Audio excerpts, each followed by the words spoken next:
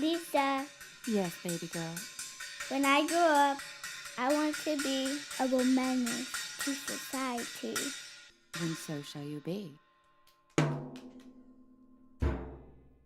Hey, this is Lisa Landry. Welcome to Menace to Society. I'm in Oklahoma City today, and I am sitting with Miss Summer Wesley. She is from Live Indigenous OK. Welcome to the podcast. Thank you for having me, Lisa. Tell me, what's going on here? I know you're a representative of the Choctaw tribe here in Oklahoma. Isn't everything okay? Like, y'all got some roads named after you and some casinos, right?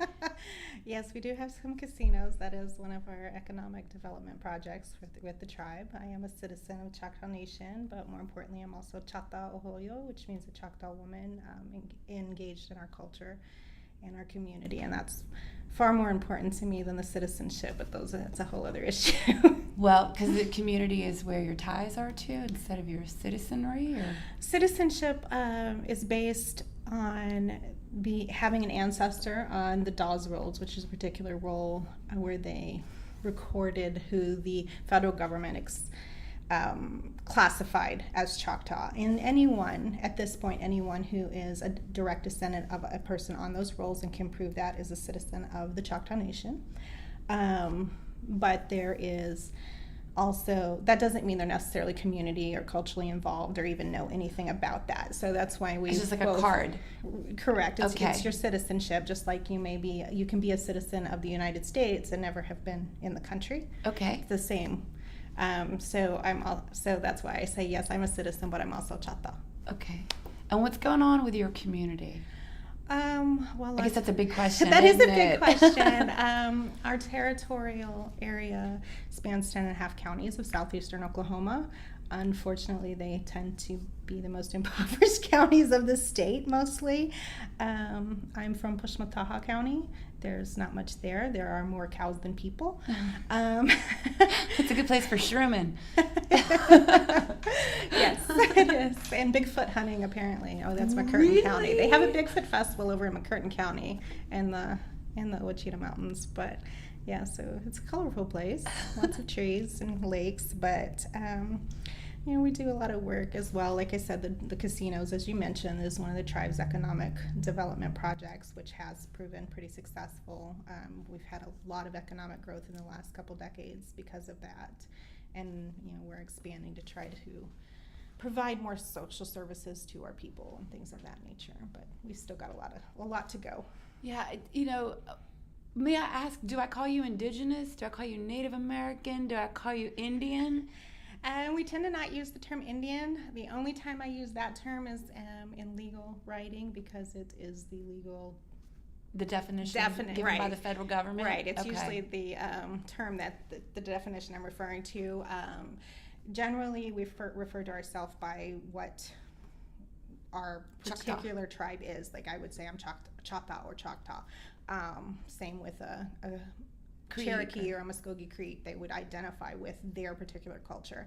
If we're speaking generally, the term Native or Native American refers to usually the federally recognized tribes within the United States.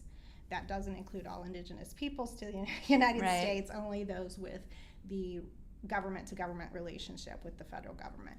Indigenous is a broader term that covers all of those indigenous to this hemisphere. So you're talking First Nations in Canada, Indigenous Peoples south of the border into South America, all of those groups. All the tribal, like what I would equate as somebody who's white, you know what I'm saying? Uh-huh. Like I would just think, oh, that's that tribe, but it's indigenous to the region. Right, all the people who were indigenous who were here before the Europeans came over. Right. So that's why Live Indigenous OK is named that. So we didn't want to restrict to only issues of the federally recognized tribes or anything of that nature because there's a lot of crossover and we share a lot of experiences and a lot of issues with all Indigenous peoples. So got it.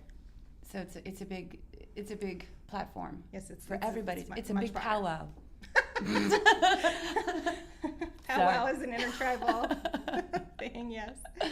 Yeah. There's so much poverty in the indigenous cultures.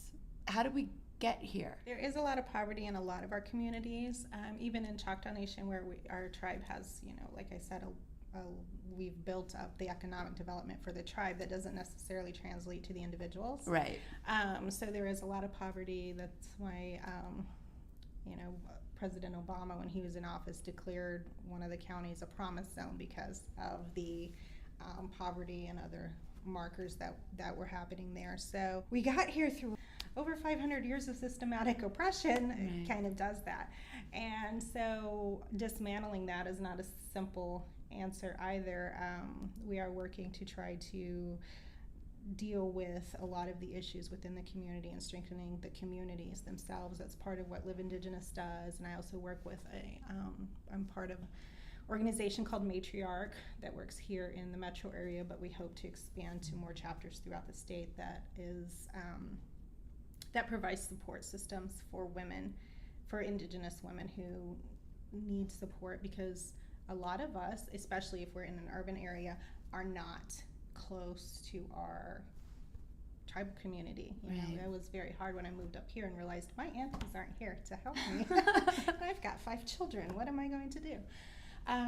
So it's going to be a long road, and we have to start really being honest with ourselves about what we need to do, and make those plans to do it. And that answer is going to be different in every community. Mm-hmm.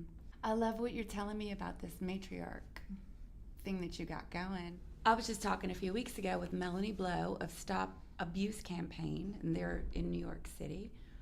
And they have a system where they kind of mentor young mothers who've been abused themselves, because a lot of those people, women, don't have the skill set to nurture their young.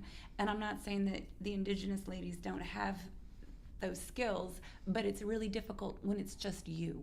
Right. And you don't have anybody from your tribe, from your family unit, from your town who can kind of guide you and be that support system. That's something we can all do for each other. Right. It doesn't cost any money. And I think in this culture, be it white, black, Asian, Indigenous, what have you, there's a sort of disrespect for moms. There is, in a lot of ways, and that's one of the things that I do try to work with, not just in the Indigenous community, but all over, because I do have a lot of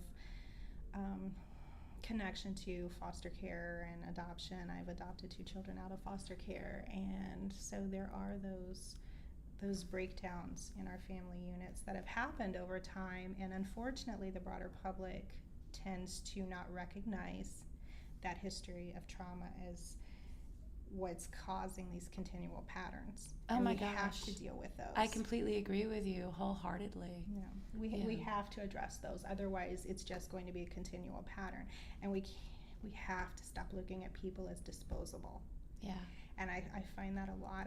That's actually how I ended up going to law school, was because my oldest daughter, while she was still a foster child, I found I was advocating for her mother. Wow. When she had an attorney to do that, she had caseworkers who should have been doing that, but in my opinion, they weren't doing everything they should be. Yeah. And I'm setting their outrage, saying this is a family, and you're talking about permanently separating this child from her mother, as if it's no big deal, and it is, and it's devastating to both of them.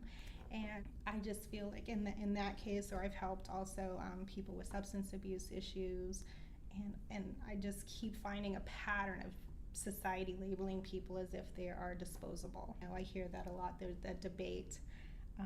I upset a lot of people on that debate about whether or not the city that was trying to start refusing to give Narcan to it's in overdose Ohio, but I'm not victims. sure which one it is. Yeah. Yes, and was gonna start charging them or refusing to give them Narcan. Just let them die. Yes. Just let them OD. And they were citing money. I said, you know what? I will bankrupt every budget in the world to save people. I do not care. You cannot put a price tag on human life, and if you can, that's a fundamental problem about you. You need to start examining. Well, isn't that patriarchy, though? I mean, aren't we all kind of disposable property? I guess you could think about it that way, sure. Like... Women and children were property, and most of the patriarchal structures. We still haven't fixed that. Like, in my mindset, everything you're saying, I'm vibing on. And to me, it's all stemming from, we didn't make any of these laws. Right. There aren't any women around that I can think of that have actually had a say in the Constitution. Maybe a couple Supreme Court justices from a generation that is not ours. Right. From a generation where you were one woman in the room out of X many men. Well, and even then, with the Supreme Court justices, they're just interpreting the law that's already there, the Constitution that was written by men. Where all men, meaning wealthy white landowners, right. male landowners, right, are created equal. The rest of us didn't matter. The rest of us still kind of don't matter. Right. We matter to each other, I think, and it bums me out that we're losing those connections. Yes. Of we're all in this together, you know, unless we're wealthy landowners. Right. And basically white in our country, mm-hmm. for the most part, we're kind of all disposable. In a lot of ways, yes. And in a capitalistic system, you're always going to be somewhat disposable because human capital is always going to fundamentally play into that. There's mm-hmm. no way around that. I'm not sure where I fall in the line and how I feel about that, to be honest, but I mean, right. That's just the reality of this structure. It's the structure we're working with. Right. Bums me out. Yes, I completely understand that. So when did you start working with Matriarch? Matriarch just finished its hit its 1 year mark back in May, so it's a new program. We just got started. We're about to start our second year. Yes, and Live Indigenous as well. We're in our second year as well, so we kind of started all these things all at once, and because who needs to sleep? And you have right, and you have 5 kids, so you're used to not sleeping anyway. I do have 5 kids, yes. And you went to law school. See, I didn't know you went to law school. I went to law school, yes. I am a member of the bar with the Pawnee and Muskogee Creek Nations. Good for you. You don't sleep. I sleep on occasion, a few hours at a time. So how did going to law school change your perception, if at all? Well, it helped me understand a lot of why things are the way they are. I mean, prior to that, I did a lot of social work, a lot of community work, mm-hmm. and so I could see the problems. I could see the glaring social problems, right. But being able to understand how the structure was set up and that the system, people use the words, the system is failing an awful lot. But the reality is, for most of us, it's not failing. It's working exactly the way it was set up. That's the problem we have to address. And going to law school helped me understand that because I could see how it was all built and how it happened, and especially doing federal Indian law because I did study specifically. I got a certificate in federal Indian law as well, and so understanding how Indian law worked helped me to understand our tribal issues a whole lot more. Tell me, because I'm completely ignorant of that. So tell me what you think the major differences are between federal and federal Indian.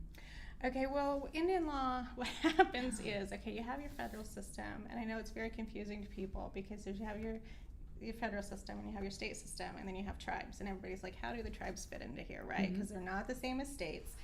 Well, Marshall Trilogy it's okay, girl, we got time. Is it's a trilogy of Supreme Court cases where they labeled the tribes as domestic dependent nations. They talk a lot about sovereignty. Sovereignty means, in its broadest definition, means you have the right to govern yourself. When you get into the federal Indian law system, it means however much the federal government is going to recognize your decisions. It's not absolute sovereignty. So it's like marriage? That's a whole other rant. Property contract. Podcast 2 with Summer Wesley. Yes. It's funny because I actually officiate weddings, and I'm probably the only person on the planet who does this. I will actually sit down with them and I'll say, do you understand the legal ramifications of what you're doing? Because you are turning yourself into property, and this is not about your relationship and how much you love each other. You're making a property contract with the state. You are putting them as a party to your... We need to make sure every millennial, especially in America and beyond, hears those words. Yes, I say it all the time. I've never had anybody back out of the wedding. When I say this, I'm like, I just want you to understand, and I recommend a prenup because every marriage ends either by divorce or death, and you might as well decide what happens to your stuff while you still like each other. No, but see, this is extremely pragmatic, smart advice. I think it is. You know, to have someone say these words before two people enter this union is magnificent. But you know they ain't listening. They aren't listening, but I do also tell them you can always get divorced, and I have had people talk to me about divorce and how it works before they walk down that aisle. Oh, that's smart. Hopefully if they ever need that, hopefully they do it. That's smart. But yeah, so isn't it interesting how, especially as women, we're conditioned to believe that the ideal love is this unhealthy codependent relationship? Yeah. Oh, please. I've been hoodwinked and brainwashed for a lot of my existence. But also, I think it also plays into the patriarchy, because I think it absolutely does. Separates it's a way you to from your control power of who you are. We are creators of life, and so we have that, and that's scary. Not to every man. I'm not saying that men are hateful and that men are horrible. They're not. But patriarchy. Well, they're conditioned which with also a different conditions set. them. Yeah, right. Yeah, they're brainwashed too, but just in a different manner. We're matrilineal. Your family is chased through your mother. Our children are parented. We do collective parenting. They're parented by their mother's family. So, say even when I was married and my husband lived in the home, he still did not make the parenting decisions for the children. Wow. And he would do things with them, and there was this whole great nurturing relationship, but the decisions were made by me and maybe my parents or uncle, depending on what's happening. It's really interesting now. My youngest, he's 5. His father is not Native, was raised very conservative, evangelical, patriarchal. Yeah, it's. So where'd you meet tense. him? eHarmony? The funny thing is, I'm a preacher's kid. 3 generations worth. I'm on top of everybody's prayer list because I am the fallen daughter. And it's like looking in a mirror. Yes. My grandmother the last time I went to church with my grandmother was a New Year's service. It was like a sunrise service. We were there all night or whatever. She called me out from the pulpit. Oh no. Lord, please, I'm praying for Summer. Please save her soul. I'm just like, oh Lord. Oh no. But the thing is, I couldn't be mad because I expect it from her. Right? You're like, it's just part of the I'm just movie. like, this is just how it goes. It's just how it goes. But so it's a little tense. But I actually, in the church I grew up with, and that my father was the pastor for a while. My baby daddy, his grandma went to the church, so she actually knew me. Grandma from the hooked time you up? She knew me from the time I was little. I knew him. He's a little younger than me. He's like 7 years younger. And so actually, her and her sisters had tried to fix me up with every grandson they had, and somehow it just happened. We're gonna get you one, Summer. We'll keep trying. So I just kind of grew up with that family and knew them, and I don't know, it just kind of happened. It's sweet. I was going through a divorce, and it was a casual. You were rebounding. Yes, rebounding hard. And surprise, here we are with a 5-year-old now. We aren't together anymore, but we have a 5-year-old, so we get to have those nice tense culture clashes when it comes to parenting. So that's interesting. And how do the other kids in your family deal with that? It's confusing. Yeah. It really is, because we do have a lot of conversations about that, and there's a lot more of even little things that you wouldn't think about. The other kids, they're like, well, why is it this way for him? Right, but not different. Us. Yeah, and I'm just like, oh, honey, we're just all weird. That's all I can tell you. You're just going to have to accept it's not the same for everybody. That's all I can tell you. We're all doing our best. Put on your shoes. We're late for school. Right? So I got away from what we were talking about. Okay. I'm sorry, I got caught up in you. No, you were describing the federal Indian law. Right. So basically our sovereignty is whatever they're going to recognize. Okay. Our decisions as. You can come back with this piece of legislation or this. Well, we get to govern ourselves as far as within our boundaries and our own people. But as far as our jurisdiction and ability, like, we can't prosecute non-native people on our land. That's why one of the issues I work with is domestic violence, sexual assault. The rate for for Native women is 2.5 times the national average. Wow. It is the documented statistic right now is 1 in 3. Estimates are that it may be closer to 1 in 2 Native women that will be raped within their lifetime. And part of that problem is the jurisdictional for one, the hypersexualization and stereotypes of Native women in popular culture. I mean, we are quite often fetishized. Right.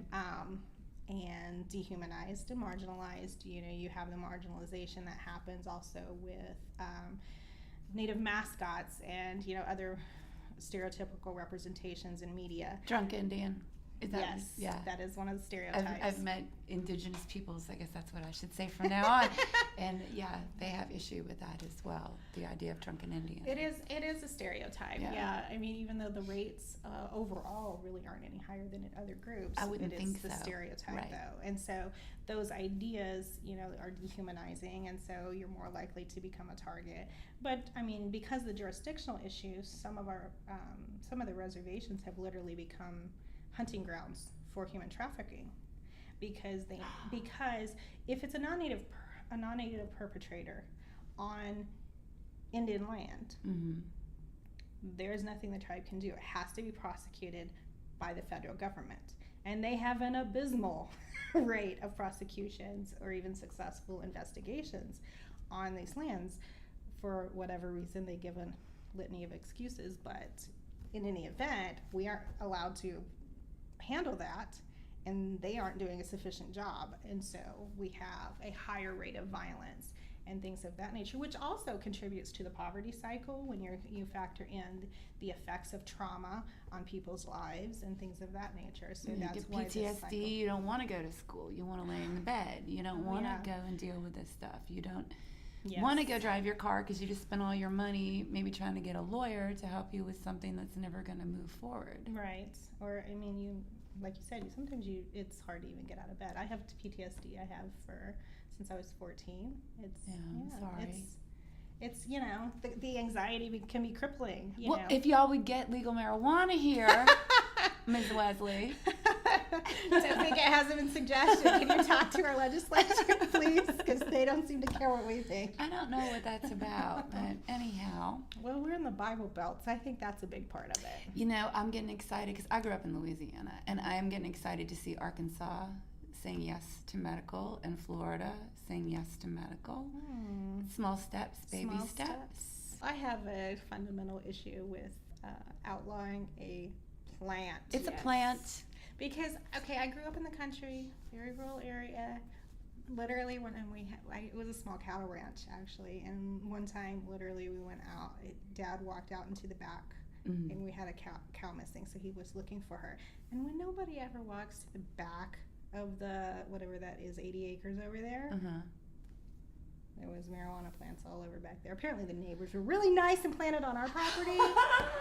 And so then there's this paranoia of, are you going to accidentally have this on your land and get busted and it's not even yours? Oh my gosh. Yeah. Your neighbors are awesome and horrible at the same time. Right. So he had to go out and call the sheriff and let them know, because they do fly. They would do regular flyovers. No, I know you and get the busted for that out there. if they catch and so you. he's like, and sometimes they'll put the game cams out there in plots that they know about, and he's like, for all I know, they're already watching me. Oh, call them and poor daddy. So yeah. I wish you could have rolled one and chilled out. Because that's scary, you're dad and you have land and then you find pot growing. I mean, some of us, that'd be like finding a pot of gold, but for some of us, that's not the reality. Did your dad find the cow? Yes, we found the cow. Good. It was good. I don't remember what happened. I think she had busted through the fence, but that's always the reality. She probably wanted a pizza. Right? You have sovereignty, but only as much as you're allowed. As much, with other people, over other people outside. Like, say, the casinos, that issue was a big one that was litigated. So when these big issues come up, then, the states can file in federal court and things to challenge our abilities to do things. Congress can pass laws that change things. So, like, say, with the casinos, that's what happened. We had the sovereign right to have those.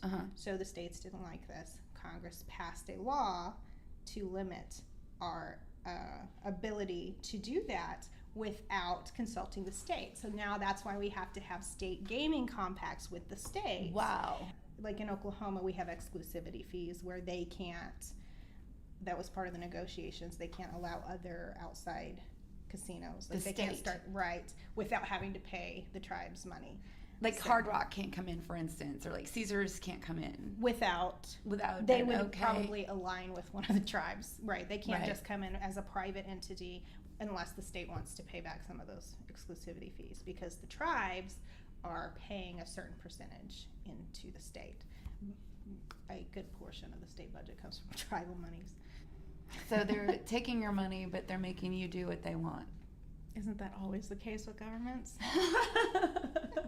Tea Party. No, I'm not saying like I won't go I'm that not far. saying I'm pro Tea Party. I'm just saying let's go have one. I'm just saying let's get in the car and go to Boston and dump some stuff in the harbor.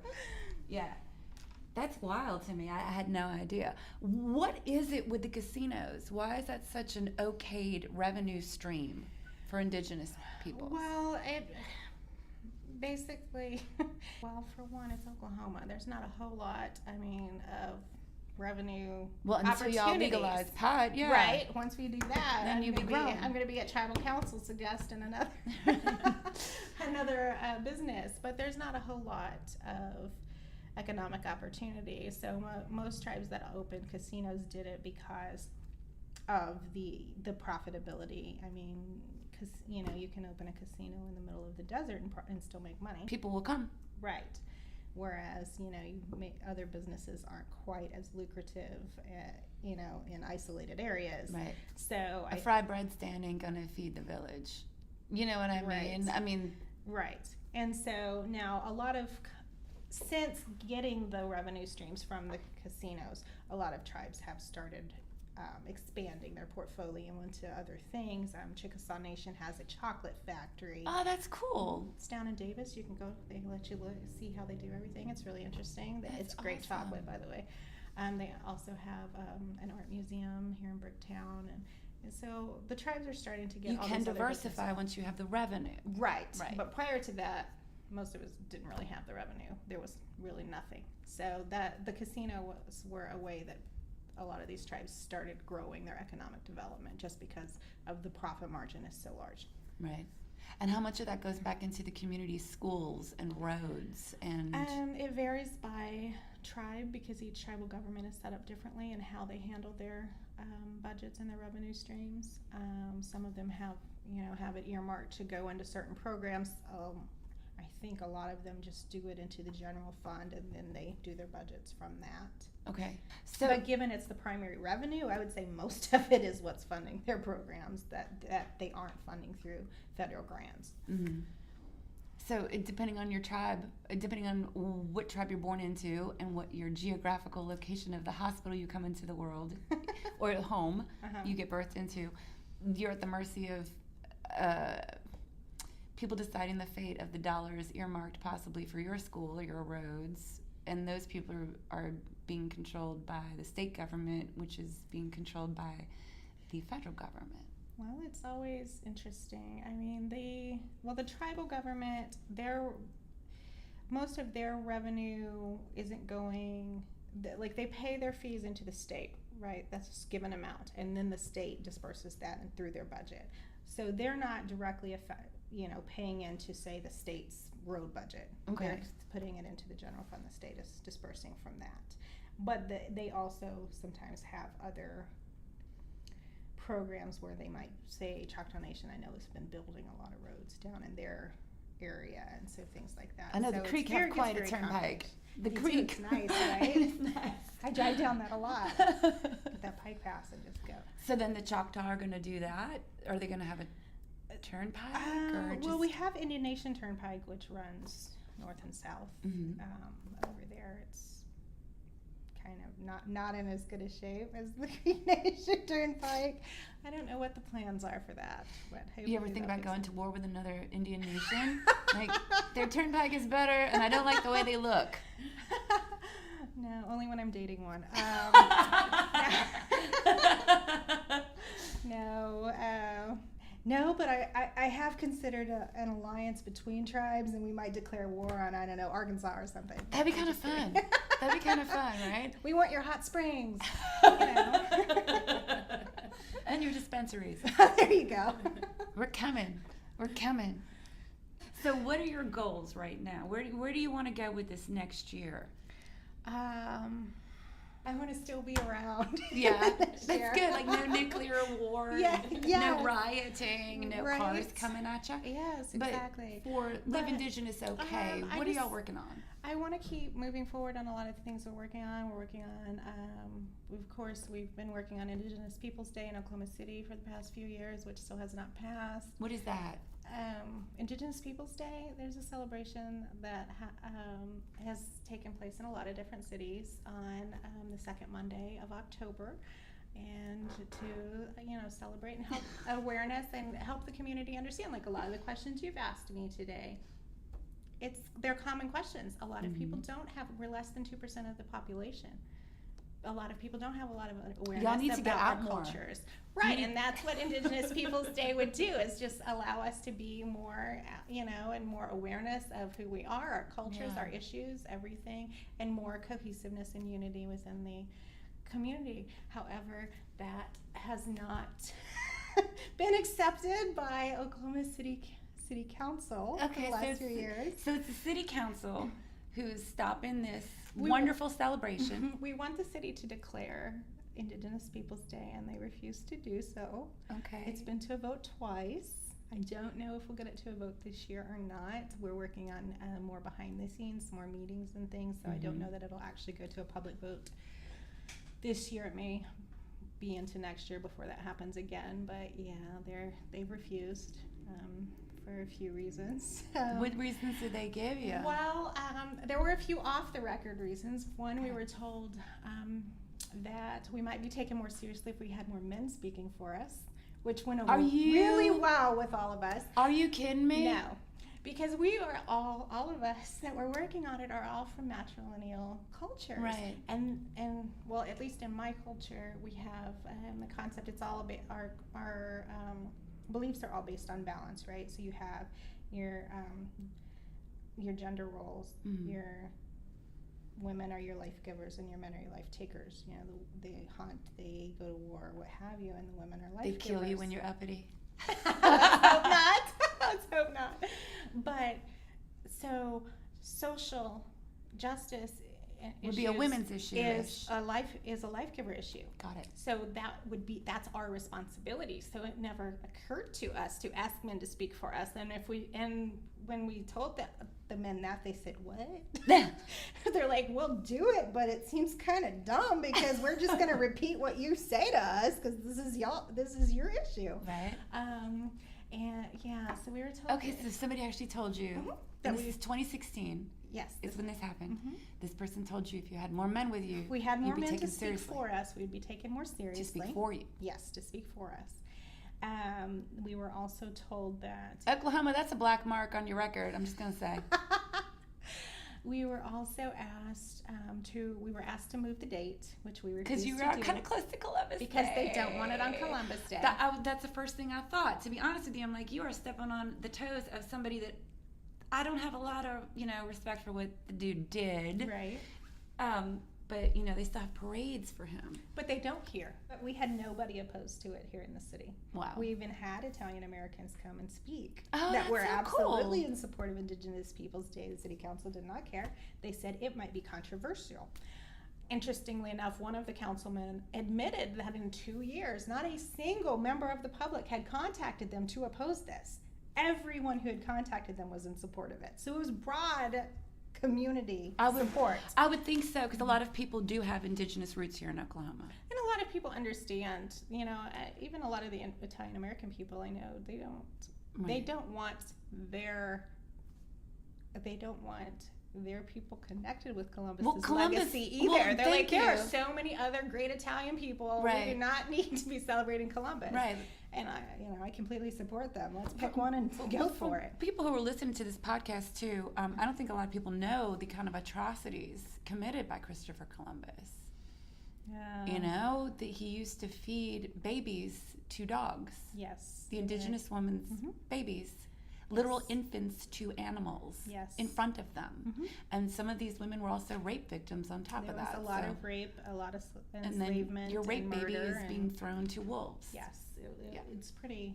He did a lot of stuff like that. You can Google it, and there's, I mean, and it's even in his own journals. Yes. It's in his own writing. Yeah. So there's it's no real way, news. Right? It's exactly. not fake news. There's no way to say we made this up. No, he wrote this himself. But they didn't want to oppose Columbus Day, and our answer was, you don't even celebrate Columbus Day, so we're not asking you to replace anything. There's no parade here. But they also, the third big sticking point was they wanted us to limit to Native American. There was at least one council member who asked us to limit to Native American because they wanted to focus only on, basically, the feeling that we got, the impression that we got was they didn't like any time we included anyone south of the border, any of the Indigenous peoples from Central or South America. Oh, you mean the Mexicans? Yes.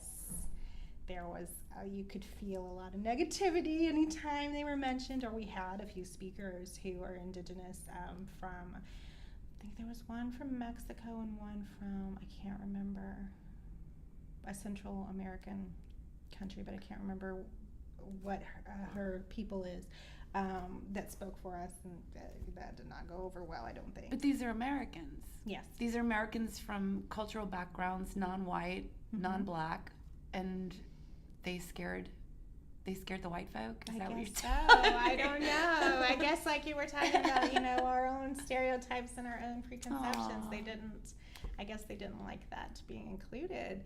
And we had some people, because the University of Oklahoma has adopted Indigenous Peoples Day on their campus. I didn't know that. Yes, and it's great. I didn't get to go this last year, but they started in 2015, and they have a whole, I don't know if you've ever seen a powwow where they have grand entry, where everybody kind of comes in. I've only seen stuff like that online. Okay, Never they do person. a similar thing to that at the beginning, where they have all of the people come through. It's really amazing, and they do have several people from Indigenous peoples from Central and South America. I don't know if they had anybody from South America, but I know they did from Central America, and it was really amazing.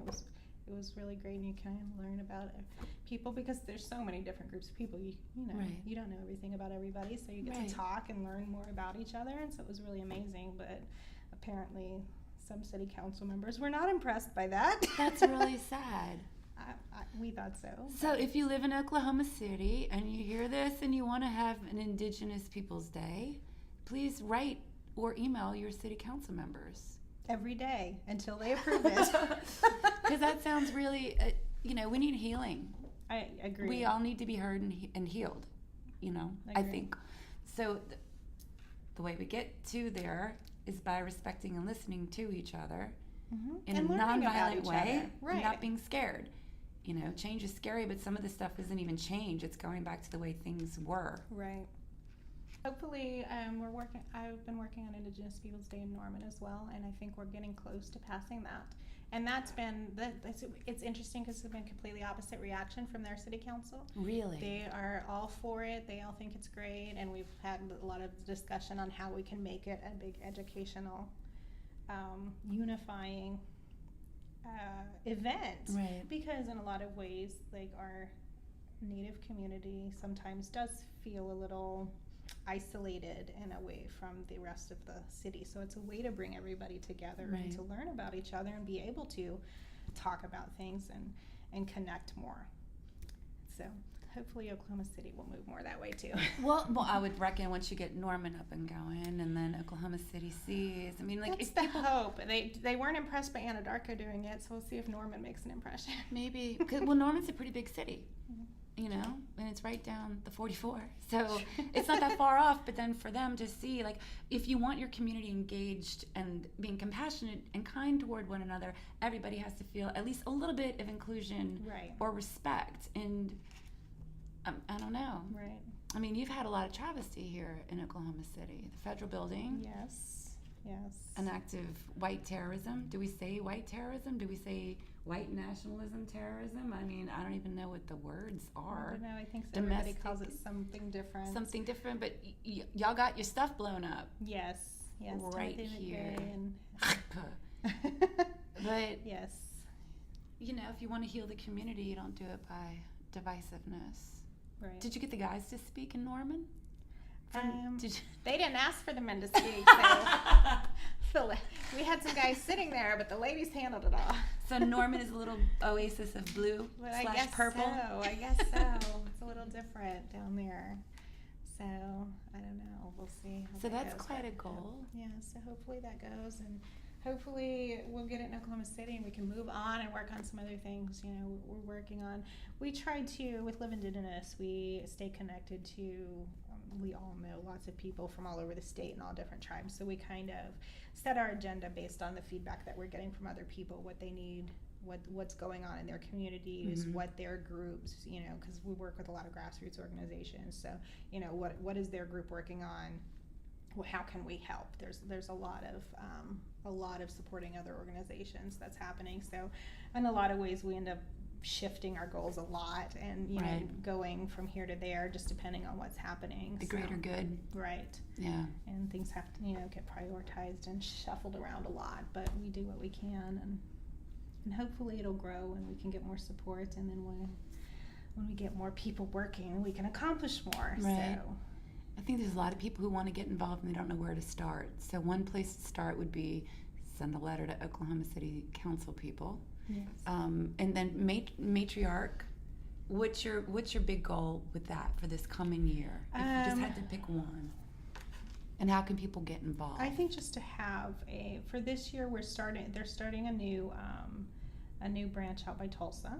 So the goal is to have a successful year on both of those and find a way to work together because the distance makes it a little bit difficult, so we're trying to figure out how we're going to make that work to where we can all come together because we want to create a network ultimately across the state. So hopefully that the goal would be that we can do that successfully so that, you know, as we move forward we can also make new groups or help other communities start their own groups if they want, so that we can continue the community building, because that's really what it's about, community building. And you know, help. We do a lot of it's a 1-year curriculum, so we cover lots of topics that teach everything from, you know, we talk about domestic violence and substance abuse, sexual assault, parenting, healthy relationships. Put down your phone. Yes. Oh my everything. gosh. And then we do fun stuff too, you know, we've made ribbon skirts and made shawls and beading and, you know, and all of these different things. And so, you know, hopefully we can just continue doing that and it can spread. We spoke at an academic conference several months back, and we got a lot of interested people in doing similar things in their community. So we're hoping that the idea spreads. Because it's a slam dunk. It's missing. It's beautiful. I mean, how can you go wrong with supporting moms and kids, your women? And you know, as that happens, the ripple effects through the community make a huge difference. And we would like to see, you know, counterpart men's organizations. That'd be fantastic. And more mentoring programs for kids. And so we're hoping to, you know, that will grow, and we'll just see more people willing to step up and put in the work to make those things happen in their communities. I know, like, the Creek Nation has a men's group. It's called Warriors Honor Women, and it's a men's group. That's beautiful and true. And it's a domestic violence prevention and a healthy family program. And so they're doing really great things with that. And so I'd like to see things like that pop up other places. There's another organization, Fatherhood is Sacred, that helps men learn how to parent. A lot of guys are growing up without dads. Yeah, and a lot of them have that toxic masculinity, and it helps kind of break down some of that. Yeah. And it's culturally relevant, because that's what's missing in a lot of our Native communities is culturally relevant resources. We have domestic violence resources, we have this, but if it's not culturally relevant, it's not going to be nearly as successful. Right. And so that's what we're hoping, is to get more communities to be able to have these culturally relevant resources to really help people and build the communities. Yeah, because guys need help too.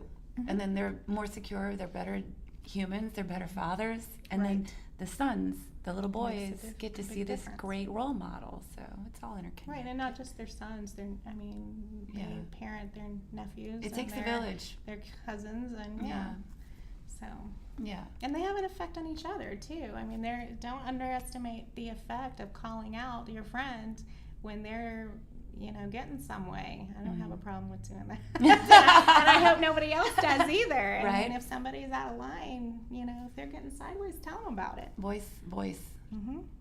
Politely. Yes, But you still, can do it respectfully, but you should always do it. Yeah, I totally agree with that. Now, this is going to sound racist, maybe, so Okay. you got to forgive me, but I got to ask this. Are y'all still teaching smoke signals? Because I know the beating is still happening. I know that the sweat lodges are still in effect in AZ. I know, but because I'm a fan, and the zombie apocalypse, if it goes down, our indigenous peoples might be one of the only ways we have to communicate. Well, I don't know that my tribe ever had smoke signals, so I can't really speak to that. Maybe some tribe did. We know that there are messenger pigeons. We know that those exist. We had runners. Runners. You had men who would literally Greeks run. got that too. I want something special that I can hold on to. But no Telepathy. Choctaw. Oh, I believe in that. Other than that, I mean, we believe in, medicine can tell you things. believe. Also animal messengers, Yeah. but we also had, men who were runners who would run from one Like town marathon. to another. They would Yeah. run from one town to another with messages. I don't think we ever did smoke signals. Maybe out west where there weren't so many trees and you could actually see the smoke. Okay. I don't know about them. Maybe they did, but we didn't. Oh yeah, y'all have a lot of snow and tornadoes and stuff coming through Well, here we on were the prairie. from the southeast. We were Mississippi, Alabama, that area. It's a lot of wooded areas, and then when you got further south onto the coast and swampy areas. So. Yeah, no, I know you're in Louisiana, Choctaw, We do because have we have a different parade. band. We have a Choctaw parade. Oh, really? Yeah.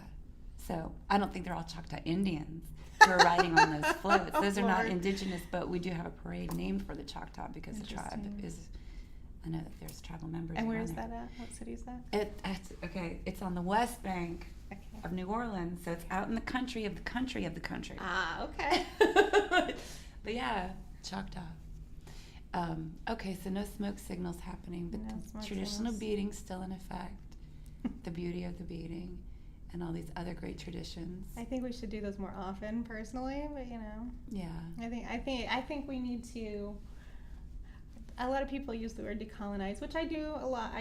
You've seen my Twitter. I do say that a lot. But I think we need. I like your Twitter feed, by the way. Shout out your Twitter feed so people can find you. I am Choctaw Summer. It's spelled CHAHTASMMR. Mm-hmm. And so I do tweet about decolonizing a lot, but I think even more than that, decolonizing is recognizing the colonial structure and how it affects us and dismantling that and moving away from that. But we also need to indigenize, which is, turn back to our traditional ways and our community structures, because I find them more relevant. Like I said, we do the collective parenting thing. My parents live 3.5 hours away, 4 hours from here in Oklahoma City. I still send my children down there. Mm-hmm. They spend all summer down there. We go down there. I'm down there probably, I'd say 30-40% of the time, and it's because that collective parenting is that important, and all of those things. I was just Twitter ranting while I was waiting on you to get here about people speaking out, because I get called to speak for a lot of events, and I know a lot of other people too, and that's great, and I'm glad that people are starting to try to include Native voices. However, we've got so many people who are standing up to speak on behalf of the people who have never gone to their elders and asked, Oh no! what do you want us to say? And that's a problem. You're doing it wrong if you're doing that. Yeah. You have to go to the elders. And I think those things, that's a very simple, basic principle of our ways. And if you can't even do that, we've got a huge problem. Right. And so I think there's a lot of those practices that we need to go back to.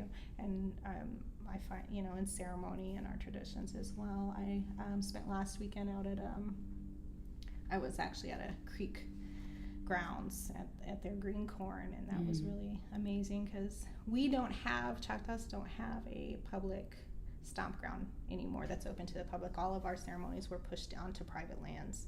What? Because if I don't even know my clan, because the church, well, for one, we had boarding schools, and so the people were so traumatized from the boarding schools, and then the church would literally, you weren't allowed to practice any of those things. So they would have their camp houses like out by the church, and but you had to do ceremonies in secret.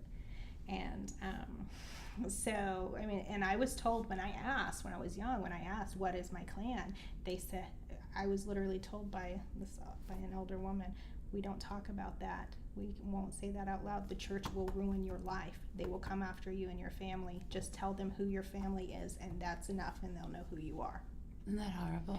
And so, and of course, she's dead now, so I have no way to... You can't find it again. Unless I can find a relative from the same mother that knows. So it was really great to see a communal ground, because we don't have that. We've tried to move it back, but we have some internal issues in our tribe right now because our current officials are trying to very heavily Christianize our traditions. And didn't they do that in the 1600s? Well, 1500s? It was forced on us from the outside then. Now our own people's doing it to us. I'm so sorry to hear that. Right. So they tried to move it back out, and the tribe's response was to build a big church. So is that for money purposes? Because people tithe? Is it a control? No, I think it's just that political? I think it's just that the leaders are so Christianized and not traditional, and they don't know their ways, and so they want to turn everything Christian.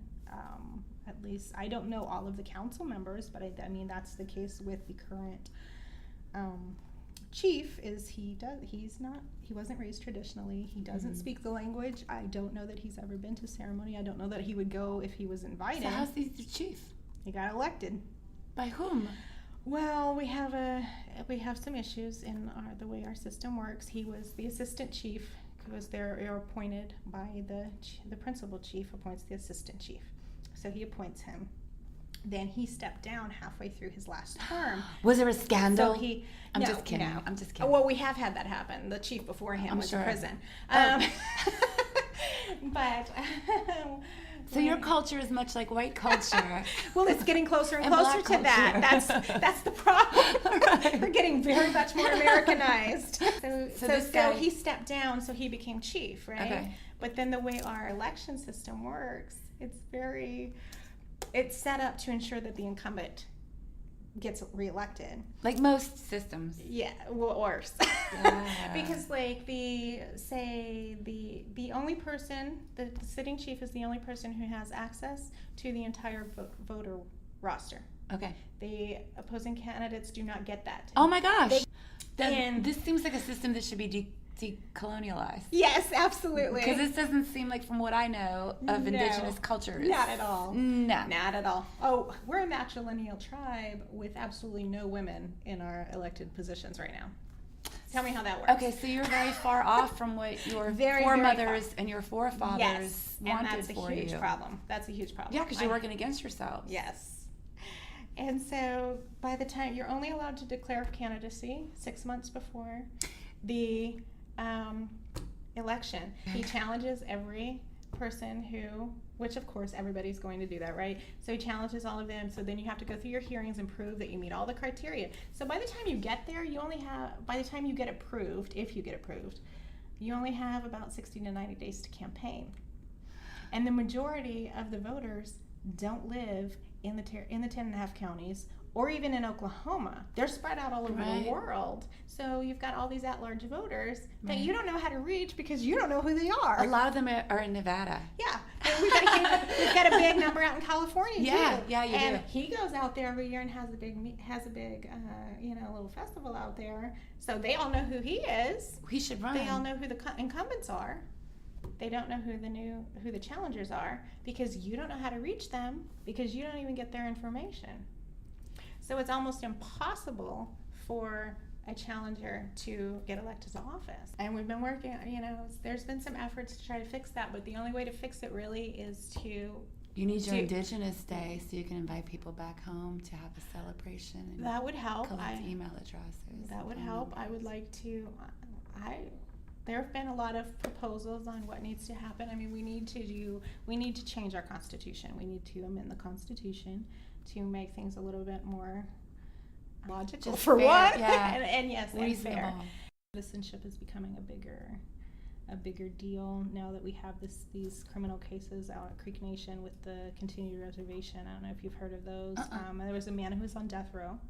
He was prosecuted by the state of Oklahoma for murder, and he just, was it last week? Within the last couple of weeks, his conviction was overturned because he's a Creek citizen. But the murder was committed within the boundaries of the original Creek Reservation. Okay. So, and he's maintained the entire time. That means it's Indian country. So it means jurisdiction is with the tribe or the federal government. Since it's murder, that would be with the federal government.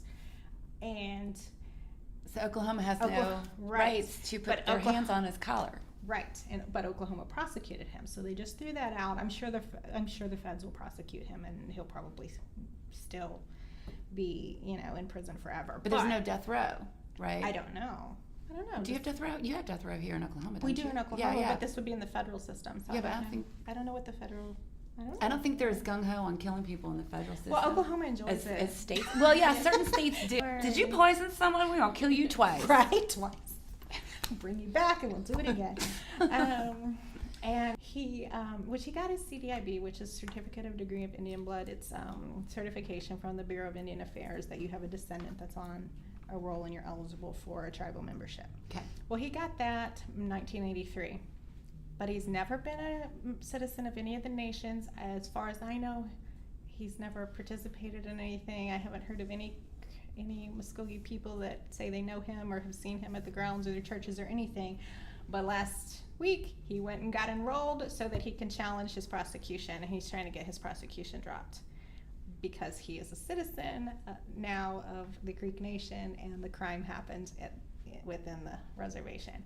So that's bringing up the topic of citizenship and what restrictions we should put on that for a lot of tribes right now. Because, I think the feeling with a lot of elders is, from the ones that I've spoken with that's talked to me, is if you're not involved in the community, you shouldn't be it's not a keeping get your a jail out of free card. Right.